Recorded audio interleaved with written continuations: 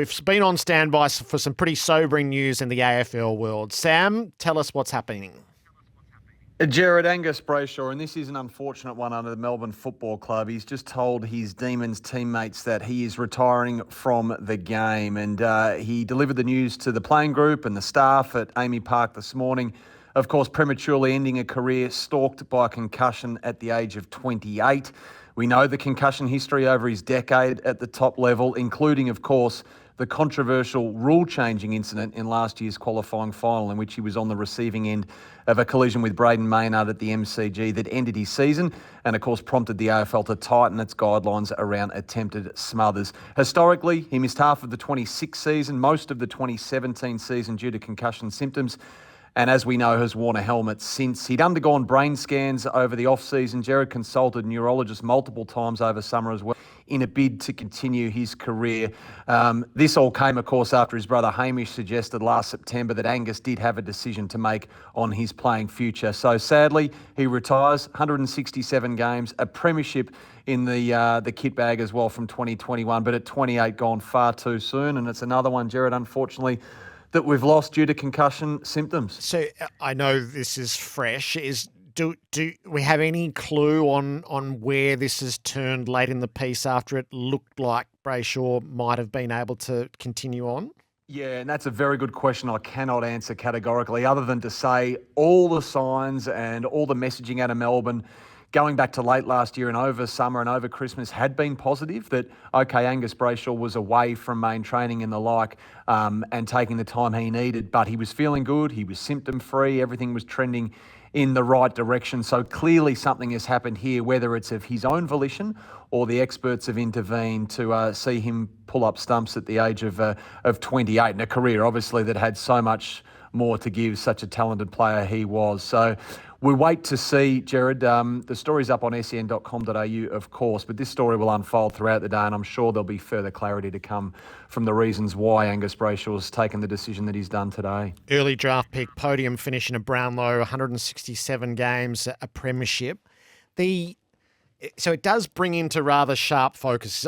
It's distressing news, really, and it is particularly sobering. So for some of the academic debate that goes on, and then for some of the distorted passion, I think, around the need of the game to address duty of care and to make a contact sport as safe as it can be, is I feel like we've lived through Paddy McCartan, and this might be even more graphic because it's the highest profile incident of last year at the tribunal. It was bitterly divisive in debate on the way. It was heavily contested on the night. But the prosecution could never make the case as to what Braden Maynard did wrong. And that's why the rules had to be recast in the aftermath, is you can't prevent everything happening on the field.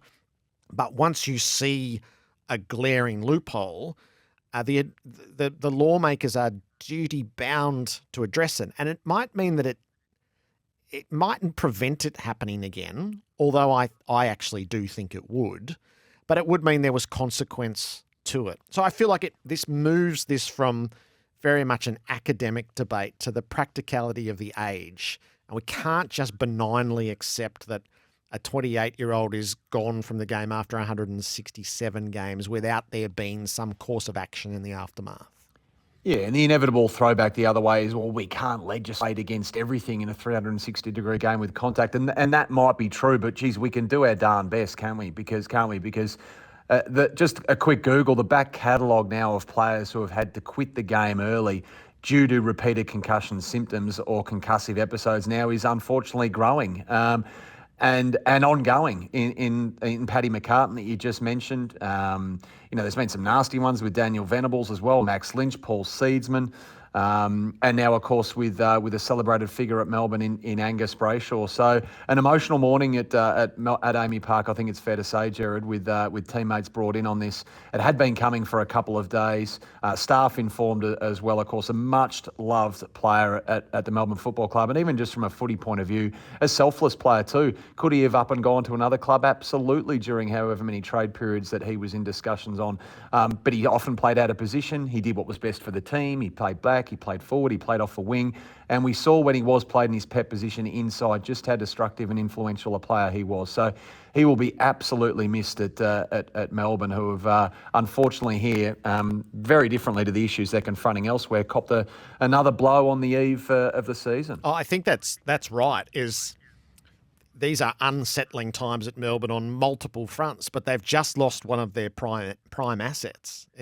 You wouldn't want to underplay how significant he is in the way that they play and the damage that they can cause. And while there was such debate around the move to halfback, as to me the game looks like it's moving to halfback, and he's just the sort of player that you want there. So it leaves a gaping hole for them as they hit the season.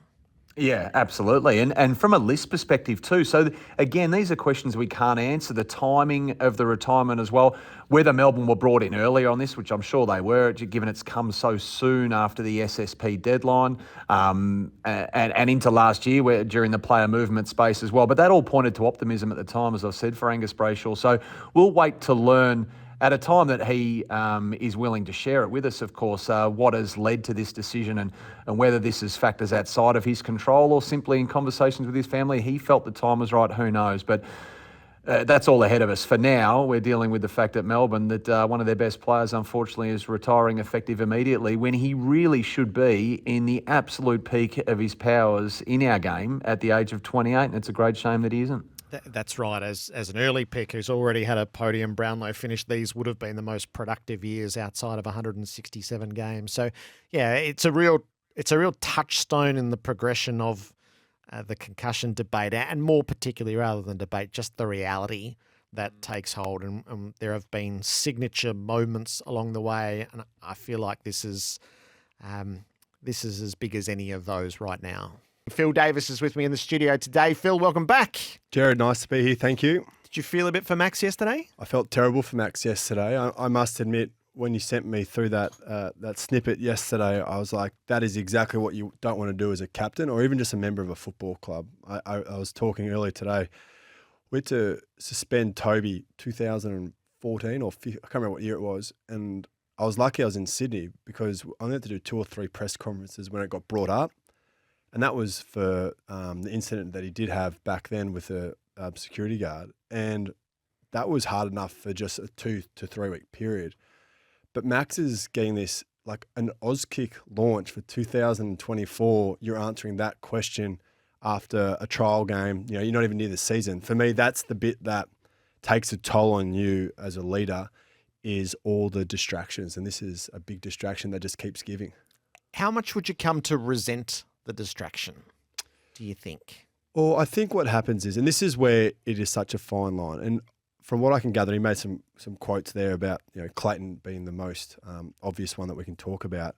He's invested in Clayton as a person, and I think that will always surpass the frustration that comes with his professional life. However, and this is, I think I made a point a month or so ago, there comes a point, and this is like the Taron Thomas situation, and that it's like, for me as a player, I eventually want the distraction to be removed, and whichever way that is. So, for example, the Joel Smith one, they've got to work through that. And I don't know how it all works, but if I was Melbourne, I'd just be like, he's just not going to play this year, no matter what. Let's leave all those discussions elsewhere. Don't even waste your time talking to Max or Simon or anyone. He's just not playing this year, no matter what. Whatever it comes out, just try to take something off the table and work through the distractions, because that to me is, I want to talk about football, and it becomes annoying and frustrating, and you resent the media. That's what happens. You start to become reclusive, and the thing is, when you're a captain, you're middle management. Yeah. You're not really the big, everyone thinks you run the show as captain. You just don't run the show. You are expected to be the liaison between the players and the up above, the coach, the GM, the CEO, the president. You are middle management. And at the end of the day, you don't have say on anything. So what Gary Pert says has more influence than what you say. The issue of trust within a player group, and when that you either know stuff is happening or you suspect stuff is happening, and you're the beacon of what the culture you want to build is. How significant can the tear of trust be within a locker room? Yeah, that was one of the biggest challenges I ever had as captain. Was I acted a certain way that I thought was the way that you should act as a professional athlete and the devotion, etc. And not everyone was always wired that way. And I guess you were trying to find what the floor was on that. And if they dropped below the floor, you had to get involved. And that was always very difficult. I found that being the biggest challenge, was trying to be like, hey, we all want to behave like this. Or, Clayton's obviously the most easy example. He is a phenomenal player. And so what is allowed for Clayton is obviously different for everyone else. It'd be the same for Christian, except that obviously we know what a devoted athlete he is. So that's the thing for me, that was always the toughest piece of the puzzle, was as a captain, you're like, hey, I'm trying to do this, join me. And you see the people on the edges and you try to keep them up and in line. And I was very lucky that for a large portion of my career, the large portion of the playing group were very much in line. And, the piece that caught my attention a little bit for Max was around that drug policy stuff. You just don't get told the results.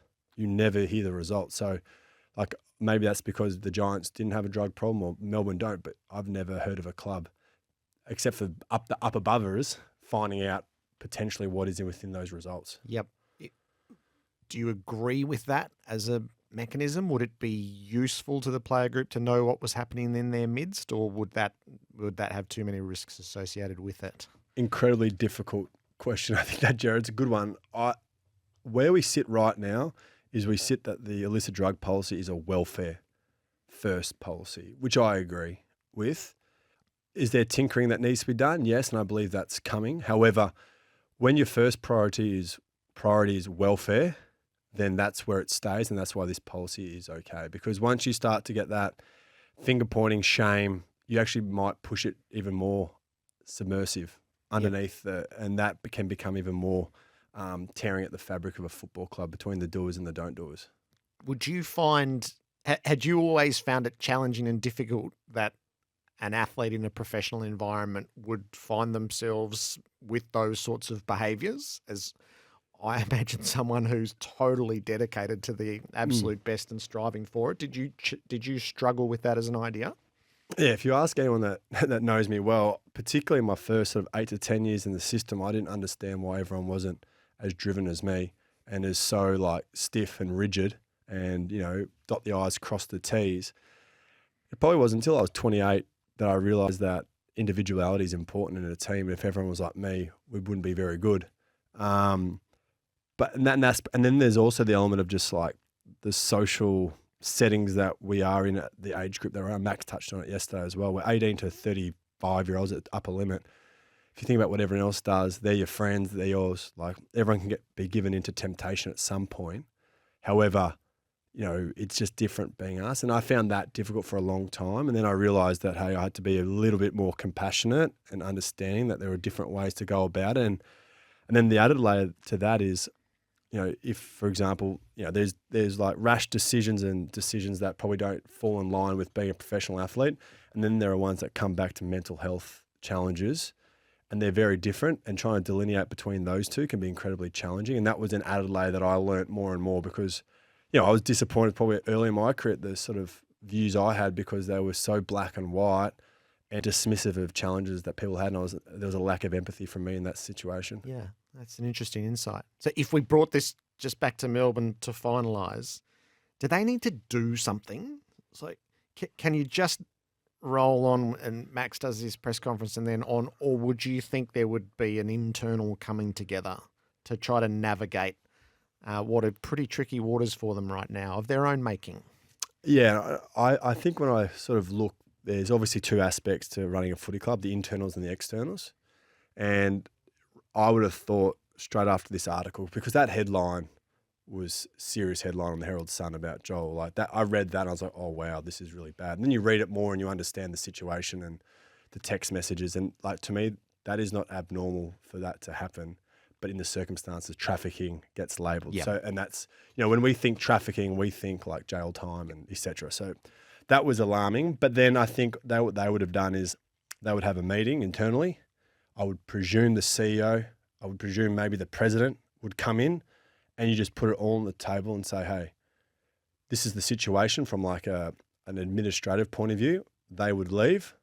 This is what I would do. I would then have the coach, the GM, the captain speak and say, well, what are we going to commit to? What are we going to do?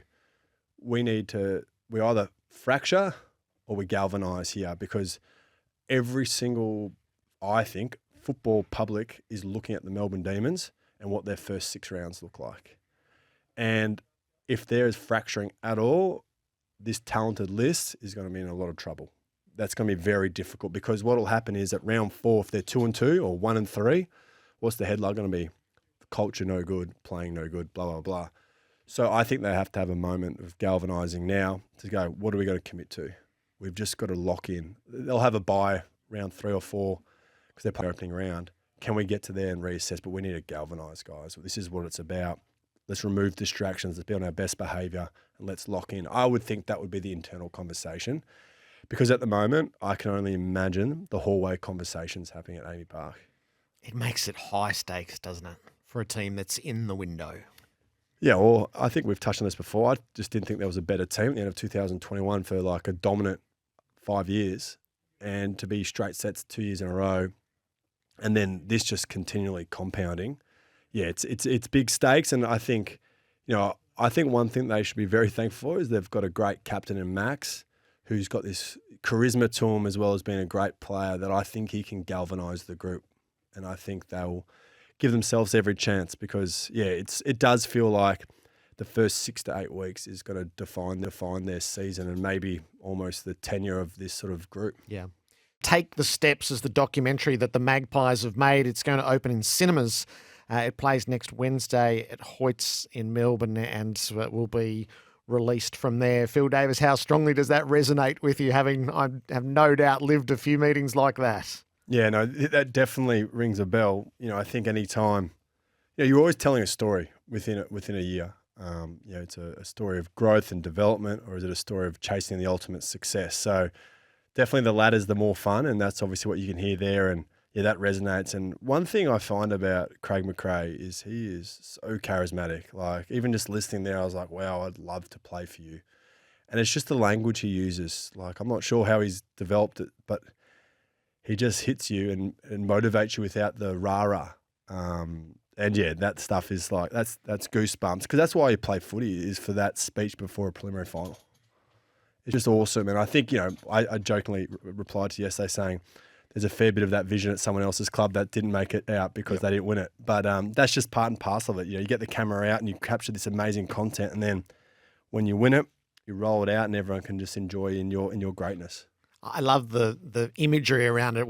It had started as bare corkboard, and then photos had been pinned up along the way around small moments, signature moments from the season as it had built out. And then it's sort of almost the complete canvas as you're preparing for the preliminary final.